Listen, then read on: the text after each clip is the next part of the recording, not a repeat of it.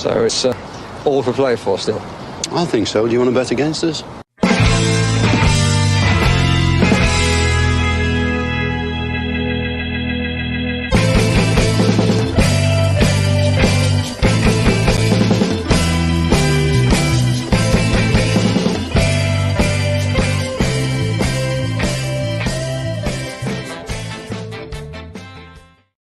Hello, Aston Villa fans, and welcome to For the Love of Paul McGrath podcast, a very dimly and darkly lit For the Love of Paul McGrath podcast this evening. I don't know what it is. Maybe if I do this, does the light get any better? No, it doesn't. Anyway, you're going to have to put up with it. But just wanted to come and talk to everybody today about somebody who we've literally, I've had this piece done for quite a while. And we were linked previously at the start of May with this player, Matìas Soulé.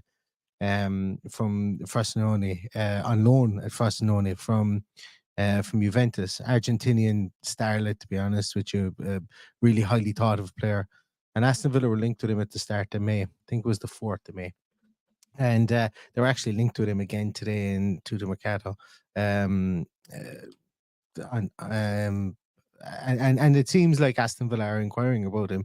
Juventus may need to sell, as Juventus are looking to bring in some defensive players. Are looking to bring in Riccardo Calafiori from Bologna, looking to follow Thiago Motta. Obviously, they're going to need to get money together to I suppose, give Thiago Motta something to put his stamp on this team, specifically, I suppose, from a defensive point of view. Now, with Matìas Soulé being in the position that he is, you know, they're pretty well stocked up there with the likes of Federico Chiesa. Dusan Vlahovic is still at the club as that main striker, and Juventus seem to think that they have quite enough players there, and that's why they would have loaned out somebody like Soulé. Obviously, think very, very highly of him, but maybe his progression to the actual first team proper maybe stagnated, I think, and this may be an opportunity for them to cash in on him. And a rumored fee for this player would be anywhere in between 25 and 30 million euros. But I wanted to talk about him because I think he's really interesting. I think he's somebody that has a skill set that Aston Villa will look for. His skill set is different to what other players at Villa have. Albeit his stature and the way he plays football is really, really, really exciting. Stature is diminutive, coming in at 5'9.5", 5'10", but really has that South American small man player about him, if you know what I mean. Think of a Pablo Aimar from time gone by. I'm not going to go there with Lionel Messi, but you know the type of player that is, I suppose, synonymous maybe with Argentina and also maybe with South America as well. He's tricky, he's creative, and so on. And to talk a small little bit about him, pop him up here on the screen here. Talk a small little bit about him. As I say, he's 21 years of age. He's Argentinian winger. He was on loan at Frosinone from Juventus. Very technical, very creative player. Excellent playmaking skills and the ability to deliver key game-changing passes. It's just brilliant. His ability to be able to thread the needle or to be able to play that pass that nobody else spots it's natural. I think it's something that you can't coach in a player, and that's why I'm really drawn to him. Also, I'm really drawn to him because of his set piece ability as well. It's quite brilliant, to be honest with you. I really liked watching him take set pieces as well when I've been watching him. He's got a lot of versatility, as I say. He can play as an attacking midfielder. He's left-footed, plays in coming off the right, can also play off the left as well. Plays as that central attacking midfielder behind the striker. And at times for Frosinone, he's played up top on his own, even though he's only 5'10". Not the best in the air, but really good with the ball at his feet and can protect that ball. And as I say, he does have that maverick unpredictability about him as well. They can really tie defenders in knots. Quite a good season so far. Well, not so far because it ended yesterday, I think, with a relegation actually, and Keenan Davis put them to the sword with a goal for Udinese, relegating Frosinone. But he scored 12 goals, scored 11 goals this season with 3 assists. as well. And he played, I'm just trying to say, he played 36 games for Frosinone, 3,121 minutes to be exact. Of those 36 games, he started all 36 games. So he was somebody that they brought in with a job to do, and he did it for them. And he was their absolute standout player this season. He was really, really good. Scored 5 penalties as well. Of those 11 goals, 5 of them were penalties. So we know we like a good penalty taker at Aston Villa, or somebody who we can rely on to take a penalty. That always goes a long, long way too.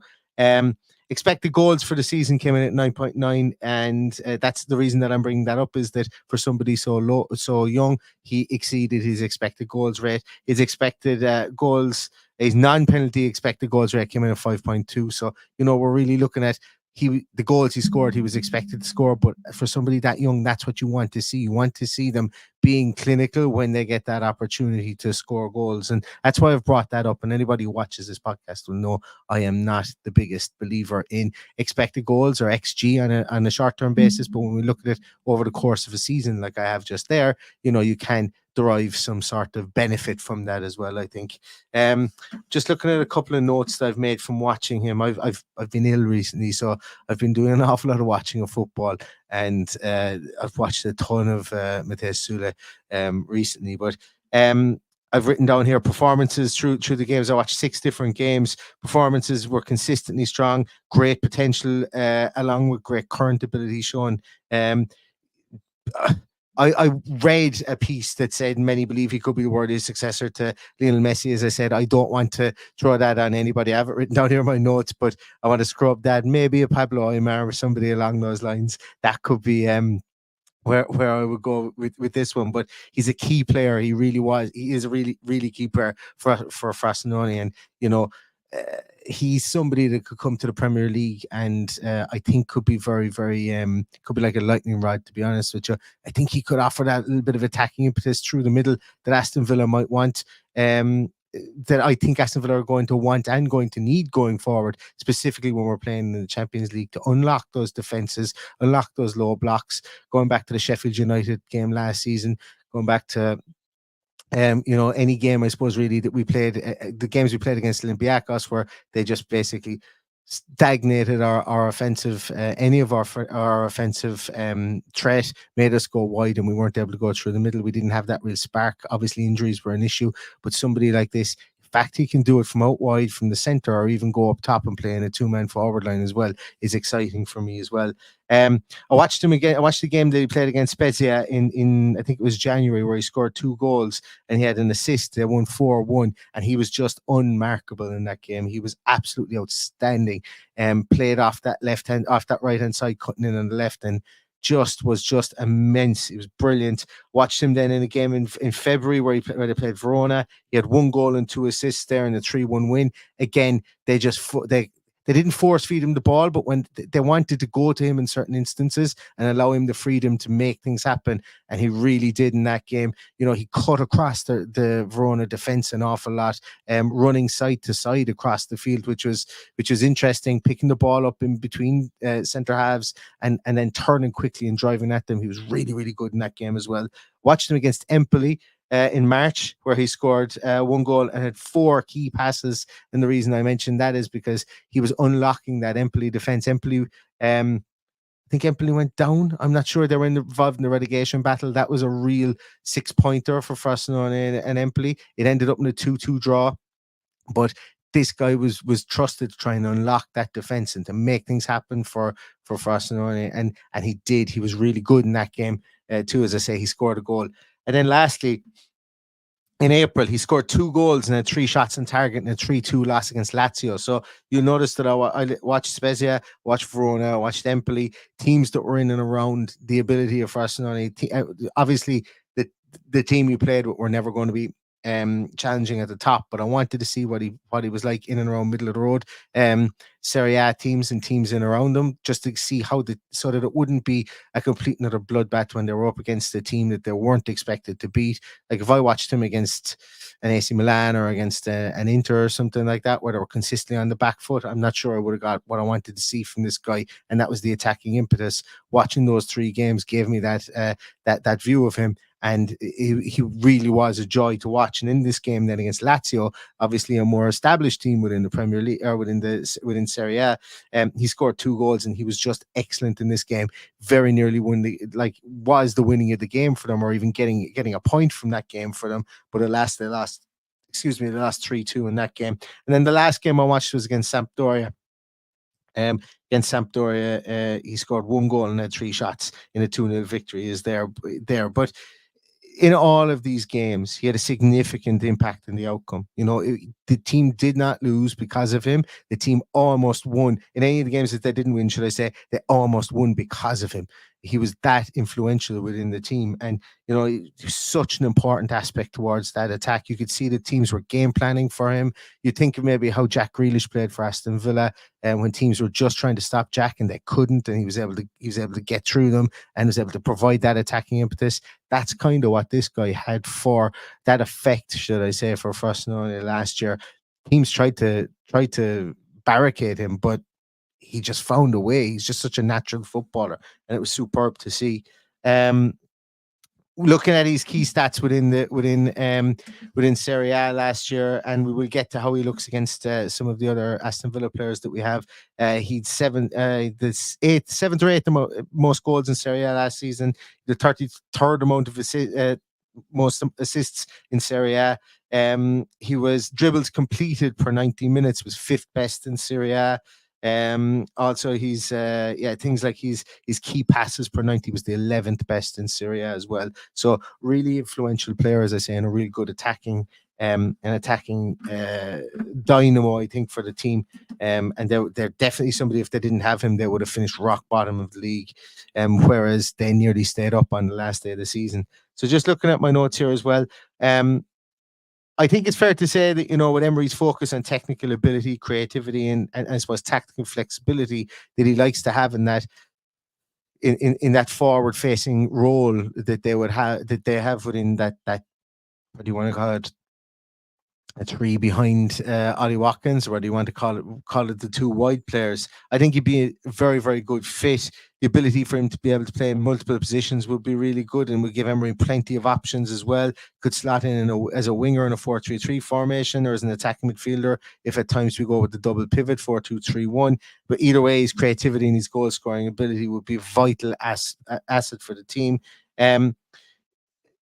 One thing I think that, with Emery's intense and detailed coaching style, the fact that he likes to get into the nuts and bolts of how to play certain positions, I think Soulé would probably have a small bit of learning to do there, because he's a very natural footballer. It's not something I don't think he won't be able to do. He's played in Italy. He's played he's been in and around Juventus teams that have been managed by Allegri, who is pretty detailed himself, so while Unai Emery has brought in players like that when he doesn't coach the spontaneity out of them, he needs them to do certain things. Now, I don't see any issue that Matìas Soulé wouldn't be able to do this. Like, if you think of how he's gotten into the mind of a Leon Bailey, into the mind of in the latter season, probably detrimentally towards Moussa Diaby, and also had Nicola Zaniolo tracking back an awful lot towards the end of last season. If you think of how Unai Emery has done that, I think it would be a perfect foil for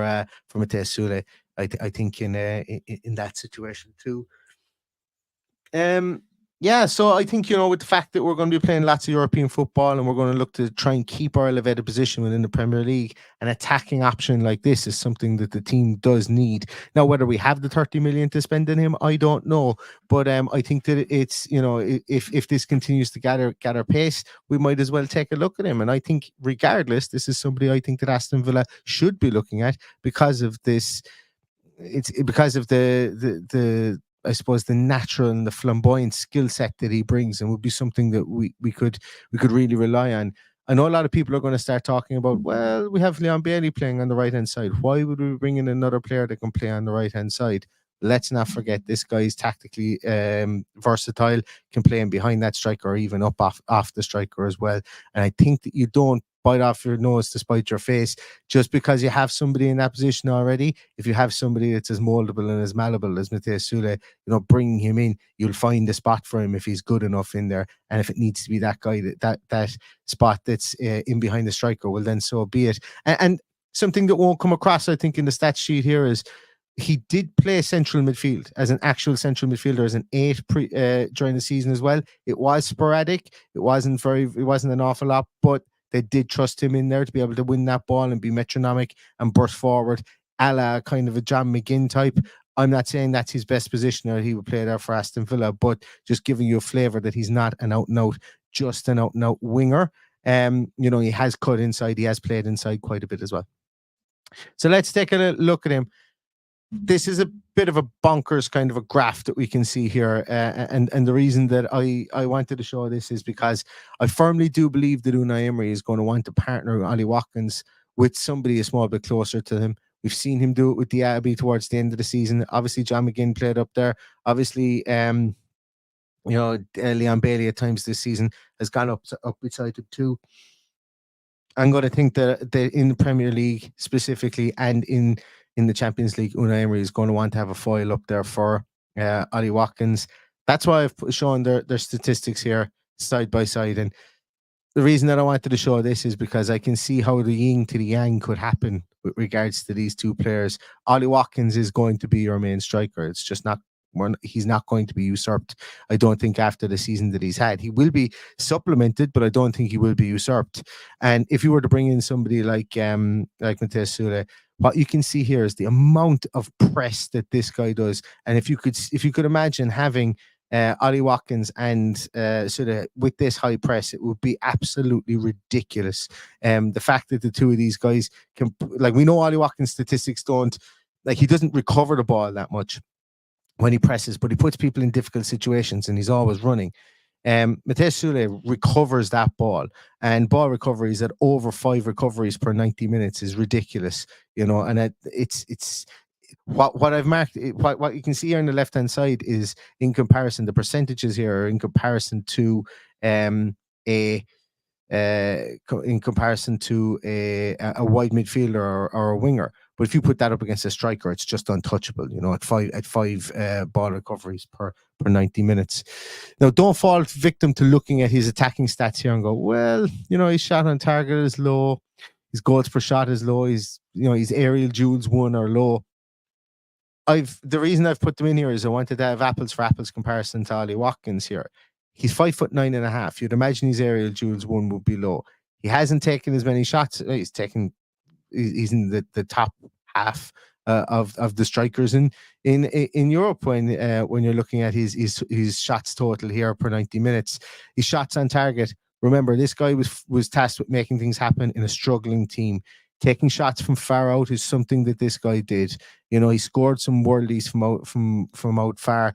You can see here his average shot distance is 22 yards, 22 meters from the goal. So this guy wasn't ghosting in at the back post and tap-ins and missing them or anything like that. Far from it. This guy was making things happen. He was taking his shots when he needed to. Now, there were instances where he did get in at the back post and so on, but this guy was making things happen, having pot shots, keeping goalkeepers interested and honest as well, as you would imagine from a struggling team, because he had to make things happen. The biggest thing for me, I think, is when we look at his passing statistics there, shot creating actions, key passes, all that jazz there is really, really high, super stuff. And we want to keep that.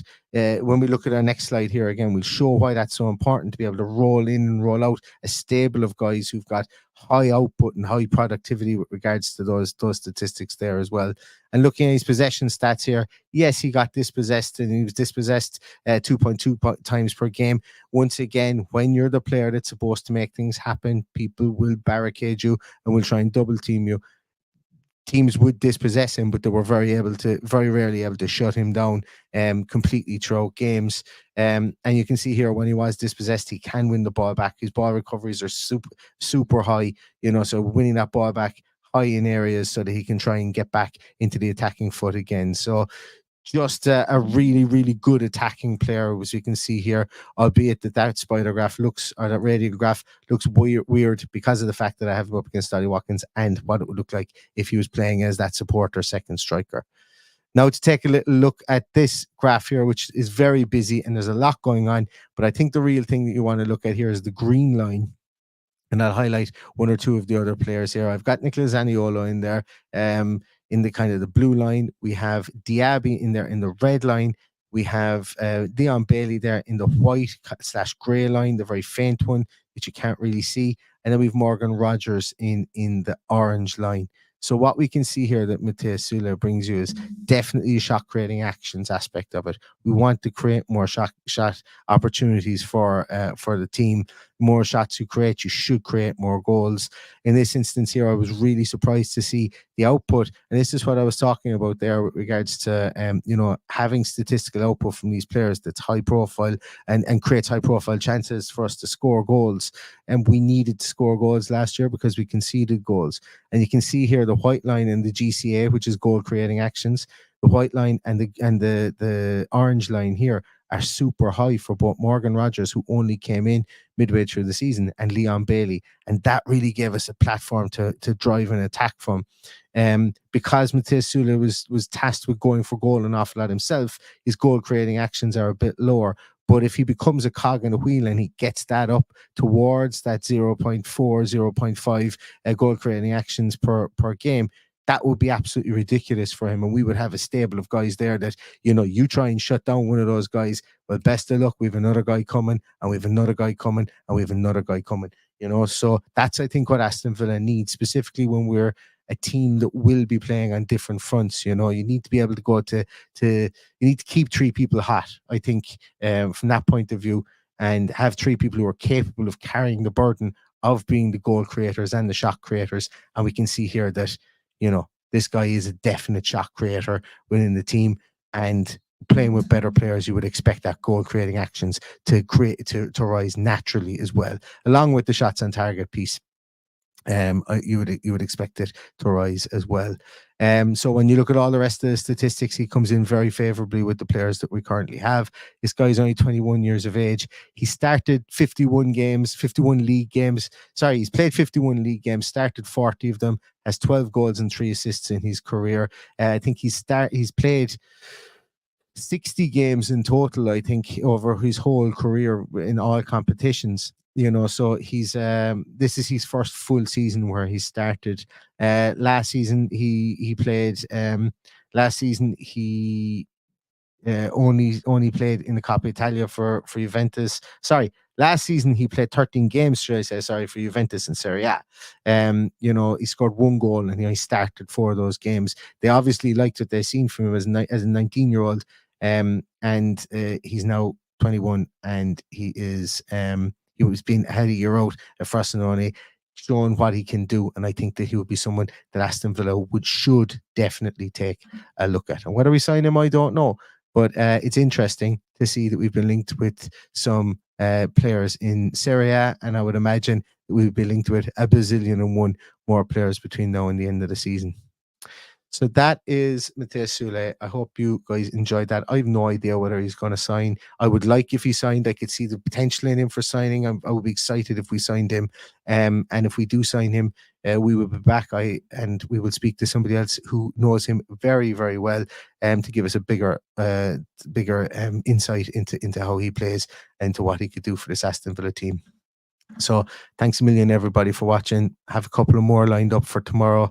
Apologies, I haven't been on that much recently. As I say, I have been a bit under the weather, so hopefully my voice doesn't sound like it's way too low today. But yeah, we'll have a couple of more tomorrow, looking at some right backs, and then hopefully Villa we'll be linked with more and more players, and we can continue to do these scouting series because I absolutely love them. So thank you so much, everybody, for your time. Really appreciate it. Stay safe, stay healthy, and in the meantime, all that's left to say is up the Villa.